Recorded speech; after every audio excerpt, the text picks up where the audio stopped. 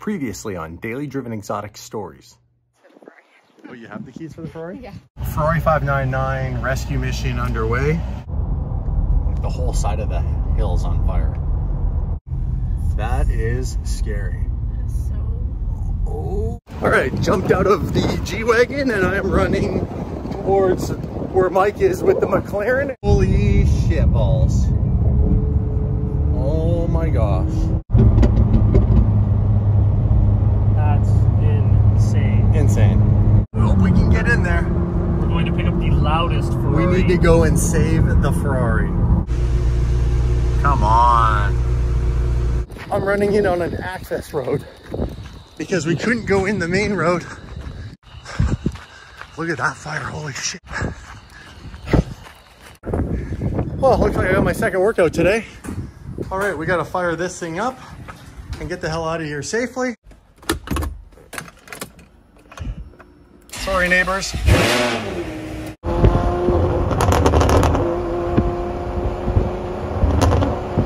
Home sweet home, we made it. We saved the 599, you guys. But I need the public to be aware it's going to be dramatic what you see. The Okanagan fire was just 64 hectares early this morning, but as I mentioned, it exploded in size over the span of 24 hours. It's actually now over 100 times larger than it was. And here's a look at how things quickly spiraled out of control. The spectacular beauty of Kelowna captured for a brief moment. Winds just picked up probably the last 20 minutes. It's very concerning. As the afternoon progressed, the fire advanced steadily closer. Landscape became more hellish. Trees candling, home after home up in flames, not knowing what would come next. Across the lake, an amber, and it's 150 feet from me. Around 9:30 p.m., embers made the 2.5-kilometer jump, sparking spot fires just north of Kelowna. All right, I changed. Dogs got their harnesses on. Wifey's got Presley and the stuff we need being loaded into the back of the G-Wagon. I packed a suitcase quickly. The weird part of all this is, even though at the present moment, right now, our house isn't in any crazy immediate danger, it's undeniable how fast the fire moves. Like, so much more of Kelowna is now on fire. It's actually a lot closer than I thought to our side of the lake now because it's on the other side, like I said, and all this stuff. But it's weird to think that the whole purpose of us leaving the house right now is to prevent having to leave under evacuation conditions, which is super chaotic, super hectic, and everyone's trying to do it at the same time. And like I mentioned, there's only one way in and out from where we live. There's only one bridge to get across to the other side so that we can head towards the lower mainland. You just don't have a lot of options, and we're preventing having to be put in that situation where it's chaos and we all get jammed up and something bad happens. So with that being said, it's weird to stop and look around my house and have this moment of like, could this be the last time I see my house? It's sad and scary, and these weird emotions that come up that like you just don't stop day to day to even think about.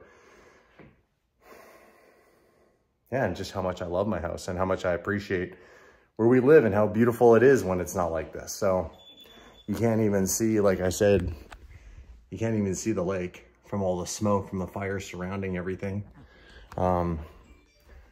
Yeah, the air quality's shit. So hanging out here doesn't make any sense regardless. So we're gonna go and yeah, head to Vancouver, and let's just hope it just qualifies as a little staycay, little fun vacation away from home that's close to home, and we come back to our home.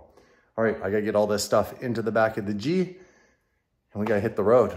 I'm curious to see how hectic already the bridge and the roads are, because I know a lot of people in the locations where our fire are also evacuating and leaving to go wherever they're going. All right, we're loading up the 2 Gs. Well, you couldn't ask for a better vehicle if you need to do something extreme and do a little off-roading to get around something. All good? Yeah. Got everything? Yeah. Is that one gonna go standing up? Yeah. Want me to throw it up there? Sure. That just turned on my toothbrush. You guys hear it? All right. Or my razor. Hold on. Hold on. Hold on. All right. One last walkthrough of the house. Make sure we didn't forget anything. And man, we really hope everything's still here when we get back. You know, we got a lot of obviously amazing photos and memories and, you know, things that are important to us. Luckily, we have digital copies of all this stuff, but this is in our home. This is how we set it up. This is how we decorated our house. It's crazy to think, you know, there is a percentage that hopefully really, really low, but there is a percentage that none of this will be here if that fire comes over this hill where it is really close and yeah, it takes everything out. It's really, really weird. I'll lock this thing.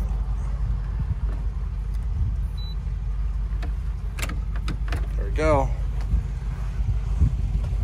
The G's are ready to roll.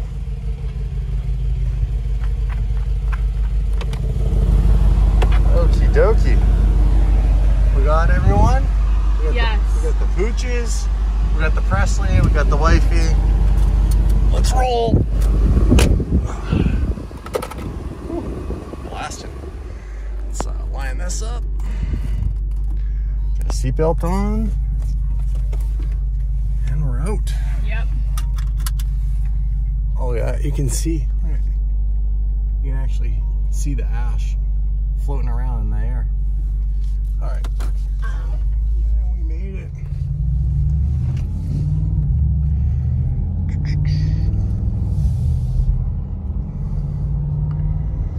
And we're off. We off.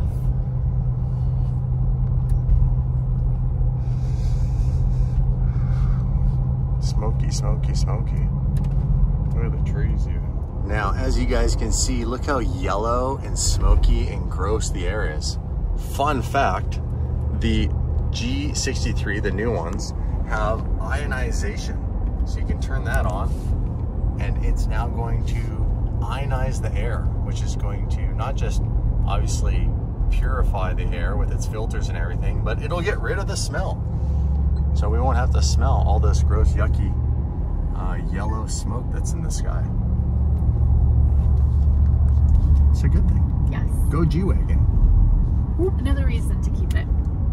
I don't know, I think you need a Defender. Wow. It is smoky. It is rough on the lake over here, hey? Holy crap.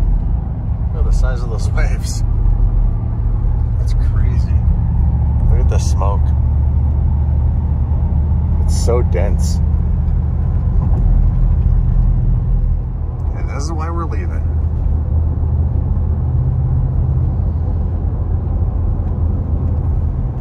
It's right there. Look, you can see it on the hill. It's all on fire. See another helicopter there. All of it. That's Court's house down there. Yep. You can't turn up here. You can't even go there. You can see the fire on the hill. Right up there. You literally see it.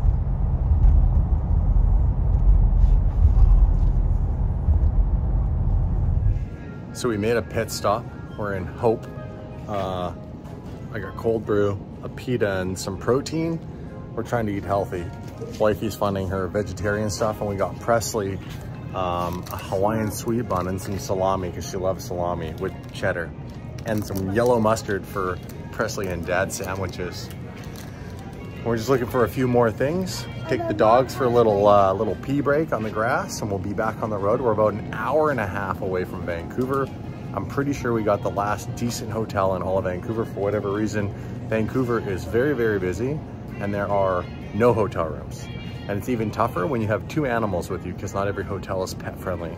So we're gonna grab a couple more things here and jump back on the road.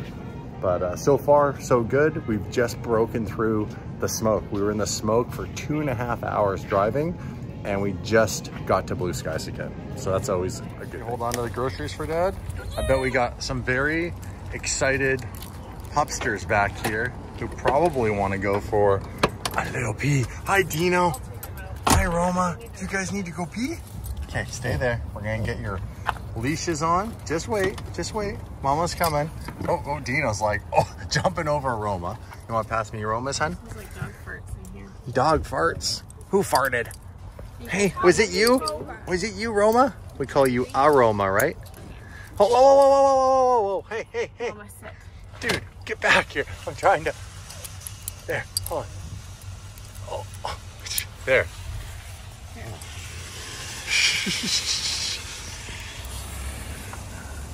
Roma, hey, come here, crazy. Come on, come here. No, come here. Hey, I'm gonna take you out. You have to come to Dad. Oh, there you go. Okay. There's grass over here in the corner. Oh, the pupsters. Hey, you wanna make our sandwiches? You hungry? What do you think, Dino? He's not sure we made it to the hotel. And look at them. Roma gets excited when we're at hotels. Right, Roma? You get excited? Hey? Oh, Dino, you coming over to say hi? What do you think, guys? Are you excited? Is this like a steak cake? Is this like a steak cake? What? You sniffing me? Where's your food? We got you guys all set up already in the bathroom here. Hey? Roma. They don't want any of their food? Look at them. They're like, what are we doing here? Yeah. It's a steak cake, guys. It's a steak cake. You're doing steak. Hey? You want to go to work tomorrow? Well, we got good weather. This is a decent little place. It's all kind of one room. There's this. I sound like Doug DeMuro. This. And there's the front door. So it's not big, but it's clean and it's not smoky and nothing here is on fire. And you're cozy? Is this cozy enough for you? It's like a trampoline. Well, and Don't jump on it. I've actually talked about doing like a trip to Vancouver. A staycay? Presented itself a little Yeah. earlier and a little, more unplanned. Happens to also be. She just ate something off the floor. Vancouver's booked everywhere. Every hotel is completely full, completely booked. And I asked the young kid up at the Hotel Vancouver where our good friend Paul works. He's the valet guy. He's been there for like well over 10 years. Unfortunately, his dog got a sprain. So luckily that's all it is, but he's at the 24-hour vet right now. I messaged him because this hotel doesn't have parking for the G. The G-Wagon is like just too tall by like an inch for most underground parking garages. Long story short, they have no outside parking here, which most places do, but this hotel does not. So I had to drive up to his hotel and leave it in their valet, which luckily got some connections. Thank you, Paul. All right. I feel Roma chewing something under the bed. What's she chewing? Oh, and Dino's now on your bed. Oh! What's she chewing? She's scooting. Oh, she's scooting. Stop rubbing your butt on the carpet in here. She's itchy. If you ever get Frenchies or if you have Frenchies, they are allergic to everything, either food or environmental, and they get itchy. And so they rub their faces, they rub their butts. It's not worms or anything weird like that, you guys. Okay. Keys. Chewy keys. Okay. We'll see these guys in the next portion of this vlog. All right, guys, home after being gone for a week. Happy to report, obviously, our home is still here. The cars are still in the garage, and it is a much, much better situation here in Kelowna. Now you can still see there are some spot fires on the other side of the lake that firefighters are now working to get these fires under control. You can see there's still some smoke all along in the air, all running everywhere, all throughout the area, but a much, much better situation considering when we left, the air quality was an 11 on the index on the highest scale of hazardous contaminated air. And now we actually have, some blue skies and clouds and even some sun breaking through. So to come home and to have my home still here and be super grateful for that, it's not without a heavy heart that obviously, you know, my feelings and emotions are gonna go towards the people who lost their homes. The craziest thing about this fire was the fire chief and 13 of the firefighters who were fighting the fires in other people's neighborhoods had their homes destroyed, which is super tragic. And it was crazy. He gave this insane professional interview where the reporter was asking him, like, what's it like to, you know that your home had been burnt down while you're off fire, fighting the fires to try to save other people's homes? And he was just basically like, well, there's nothing we could do. Like, it was a 100-foot wall of fire. Like, there's no fighting that. And he's like, it was gone. There's nothing we could do about it. We deal with that later. He said they have 3 weeks still of firefighting to do before, they can declare this all under control and cleaned up. That is crazy. Now, the fire burnt from on the other side of the mountain there, all along this ridge. Like, we're talking, this is a very long distance, came over here and burnt all out the west side, jumped the lake and burnt all the backside of Knox Mountain, I think part of Knox Mountain, and what's known as McKinley, down that area of the lake. So, oh, my gate closed on me here. Let's go back into the backyard. And walk back there. There we go. So, we had plans to go to Vancouver regardless. I wanted to go see my boy Gabe. Gabe's got, if we want to touch on some good news, Gabe's got his first kid. He had a baby boy. His name's Noah. And we'd been trying to get together with Gabe and his wife Rebecca, and they had tried to come up here and meet up with us, and that didn't work out. So we were planning a trip to go to Vancouver regardless and see them, and it worked out great for us to go and spend 5.5 days in Vancouver and get to meet Noah, which was an amazing time that we got to hang out with those guys. So yeah, I mean, all in all, leaving town worked out for our timeline, and now we're back. Now we are down one car, and it's not because anything bad happened to it. There's a video coming out about what's going on with my Murcielago. In the meantime, we have Dave's 599 still sitting here, which I'm scared to death to start because this car is beyond loud. There's the very rare manual gated Ferrari 599 with basically a front mounted, I guess Enzo engine is what I'm trying to say. V12 Ferrari Enzo engine. This car sounds absolutely ridiculous. So Dave, I think, is on his way up here tomorrow. And yeah, I'm sure we'll do some stuff with billionaire Mike Hall. But in the meantime, happy to be home. There is a donation link that I will put into the description. If you have anything that you could donate financially to, obviously the BC Wildfire Fund, then that'd be amazing if you guys could do that. We were making a donation on behalf of myself and the company. And yeah, I'm just gonna try to get back into my routine. Not being home and having the routine of my gym here in my garage, and obviously the healthy foods I eat to lose the weight that I've been working on losing, is a lot more convenient when it's in your house, just across your yard,